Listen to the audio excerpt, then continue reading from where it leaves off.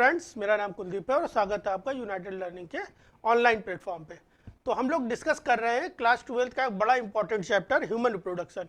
तो इससे पहले हम लोगों ने 3-4 वीडियोस देख रखी है, वहाँ पर कंप्लीट स्ट्रक्चर के बारे में पढ़ लिया है। अब थोड़ा सा कंटेंट और बचा हुआ था इसमें, जो मेल रिप्रोडक्टिव सिस्टम से रिलेटेड है।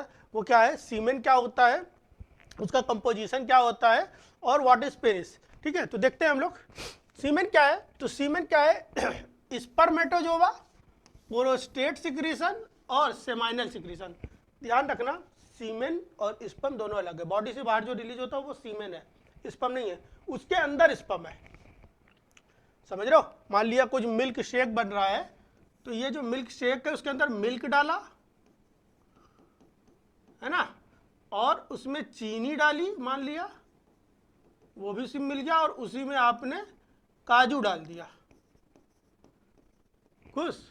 तो जो काजू है टूटा हुआ, वो स्पर्म के पैरेलल मान सकते हो, या नारियल डाल दो, वो स्पर्म के पैरेलल है। बाकी जो है बाकी उसको फ्लूइड प्रोवाइड करा रहा है ना, बेस फ्लूइड जो है वो प्रोवाइड कर रहा है। तो फ्लूइड कौन कौन प्रोवाइड करा रहा है, तो प्रोस्टेट का सिक्रीशन और सेमाइनल का सिक्रीशन। जो पिछली क्लास में वीडियो, जिन्होंने पिछली वीडियो देख ली है, वो मन में सोचे कि एक ग्लैंड और पढ़ी थी हमने, बल्ब यूरेथ्रल ग्लैंड या कॉपर्स ग्लैंड। उसका नाम तो नहीं आया क्योंकि वो सीमेन का पार्ट नहीं है। वो सीमेन का निकलने से पहले इस रास्ता सैनिटाइज कराने के लिए काम आता है, रास्ते को न्यूट्रलाइज करने के काम आता है, तो वो इसका नाम यहाँ पे नहीं आया। तो दो फ्लूइड कौन कौन से, सेमाइनल फ्लूइड और प्रोस्टेट के फ्लूइड, और प्लस स्पर्म मिल करके क्या बना लेते हैं यहाँ पर सीमेन का निर्माण करते हैं। सीमेन क्या होता है, मिल्क जैसा गाढ़ा सा सब्सटेंस होता है, अल्कलाइन होता है। बहुत इंपॉर्टेंट बात है, कैसा होता है, अल्कलाइन। पीएच इसकी 7.2 से 7.7। जितनी ज़्यादा पीएच होगी उतना अच्छा इंसान माना जाता है, हेल्दी है।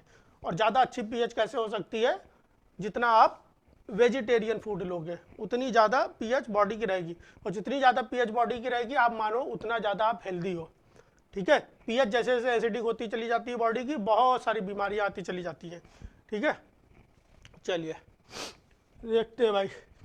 इजाकुलेटेड बाय मेल ड्यूरिंग ऑर्गेजम और क्वाइटस या इंटरकोर्स, जो भी बोलना है, सब चीज़ें की है ना, उस समय रिलीज होता है।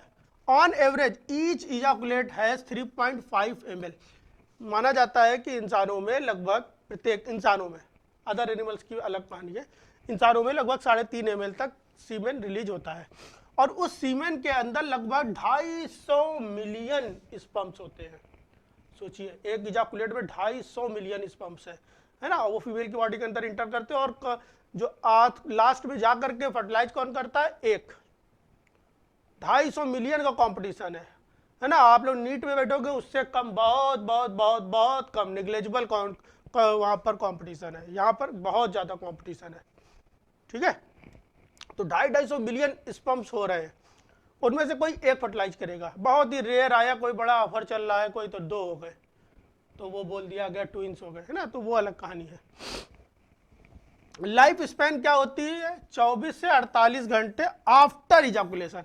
अगर इजाकुलेट हो गया है, फीमेल की बॉडी के अंदर है, तो 24 से 48 घंटे तक स्पर्म एक्टिव रहेंगे। तब तक अगर स्पर्म की मुलाकात ओवम से हो गई, फर्टिलाइजेशन हो जाएगा, अगर नहीं हुई तो स्पर्म मर जाएंगे फीमेल की बॉडी के अंदर। ठीक है भाई।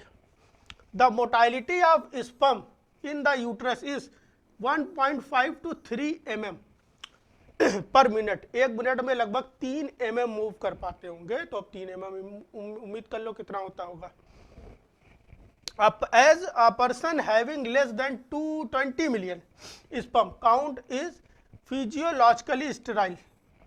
ये फिजियोलॉजिकली स्टेराइल हो जाते हैं, इनको बोला जाता है। मतलब इनकी अगर फिजियोलॉजिकली स्टेराइल है, अगर इनको फिजियोलॉजी सही की जाए तो फिर से फर्टाइल हो सकते हैं। ये प्रॉब्लम जो है ये जो कंडीशन है रिवर्स की जा सकती है। लेकिन अगर स्पर्म काउंट 20 मिलियन से कम हो रहा है तो हम लोग बोलेंगे फिजियोलॉजिकली कितना हो गया, स्टेराइल हो चुका है।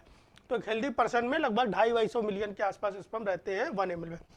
और एक लास्ट एसेसरी ऑर्गन, एसेसरी है ये भी, ये प्राइमरी नहीं है। इस पेनिस ना हो तब भी रिप्रोडक्शन हो सकता है, रिप्रोडक्शन हो सकता है, दोबारा प्रोडक्शन हो सकता है। दोबारा प्रोडक्शन के लिए केवल और केवल क्या चाहिए, स्पर्म और ओवम चाहिए, वो मेन है, वो प्राइमरी है। इरेक्टाइल कॉपुलेटरी ऑर्गन होता है, रिस्पॉन्सिबल फॉर द इंसेमिनेशन। बस उसका काम क्या बॉडी में, इसका सिर्फ एक काम इतना है कि इंसेमिनेट करे, स्पर्म को फीमेल की बॉडी के अंदर या सीमेन को फीमेल की बॉडी के अंदर इंजेक्ट करा दे। इस इंजेक्शन को हम लोग क्या बोलते हैं, insemination. Consist long shaft and apical glans penis, इसके एपिकल एंड पे हम लोग क्या कहते हैं, ग्लांस पेनिस कहते हैं। Covered by the retractable fold of skin called prepuce of foreskin, है ना, फोर स्किन के द्वारा ये कवर्ड रहता है। Contain 3 column of erectile tissue, ध्यान रखना ये क्वेश्चन बन जाता है, पेनिस के अंदर इरेक्टाइल टिश्यू कितने कॉलम में पाया जाता है, तो 3 कॉलम में, बड़ा इंपॉर्टेंट क्वेश्चन ये बनता है, ठीक है। दो कॉलम होते हैं, कार्पोरा कैवर्नोसा, है ना, कार्पोरा कैवर्नोसा, 2 कॉलम होते हैं कार्पोरा कैवर्नोसा। तो ऐसे 2 कॉलम जो हो गए कार्पोरा कैवर्नोसा का, और एक कॉलम जो हो गया वो क्या हो गया, कॉर्पस स्पॉन्जियोसम का, कॉर्पस स्पॉन्जियोसम, स्पॉन्जी। तो स्पर्म को स्पॉन्जी थोड़ा सा बनाए रखने का काम कौन करता है, स्पॉन्जियोसम, है ना। और जब इरेक्शन नहीं होता है उस समय स्पॉन्जियोसम का ज़्यादा रोल होता है, और जब इरेक्शन होता है तो कार्पोरा कैवर्नोसा का ज़्यादा इंपॉर्टेंट रोल होता है। तो बीच में ऐसे कुछ, है ना। मार्जिन कार्ड कोरोना, इसके मार्जिन को हम लोग क्या कहते हैं, कोरोना कहते हैं। कोरोना तो नॉर्मल वर्ड है, वो वायरस नहीं है, नॉर्मल वर्ड है, किसी की भी मार्जिन को आप कोरोना कह सकते हो, ठीक है। तो ठीक है, तो इस तरह से हम लोगों ने पूरी अच्छे से मेल रिप्रोडक्टिव सिस्टम को कंप्लीट कर लिया।